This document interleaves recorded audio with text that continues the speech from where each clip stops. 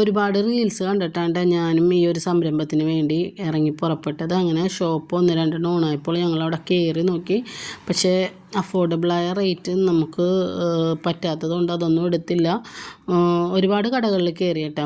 അങ്ങനെ നമുക്ക് പറ്റുന്ന രീതിയിലുള്ള അഫോർഡബിൾ റേറ്റ് വരുമ്പോൾ ക്വാളിറ്റി പോരാ, അങ്ങനെയൊക്കെ നോക്കി നമ്മൾ ഉദ്ദേശിച്ച ഒരു മാനുഫാക്ചറിൻ്റെ അടുത്ത് ചെന്നെത്തി. അപ്പോൾ എനിക്കിഷ്ടപ്പെട്ട സാരീസും എല്ലാം എൻ്റെ പേജിലോട്ട് ഉൾപ്പെടുത്താൻ കഴിഞ്ഞു.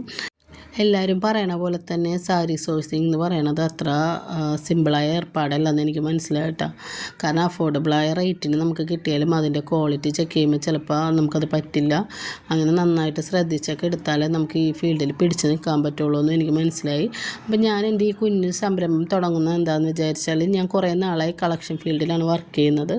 അപ്പോൾ അതിൽ നിന്നൊരു മാറ്റം വേണമെന്നുള്ളൊരു ചിന്തയിലാണ് ഞാൻ എൻ്റെ ഒരു കുഞ്ഞു സംരംഭം സ്റ്റാർട്ട് ചെയ്യുന്നത്. അപ്പോൾ എൻ്റെ പേജിൻ്റെ പേര് ഇറ ബൈ ഷെറിൻ എന്നാണ്.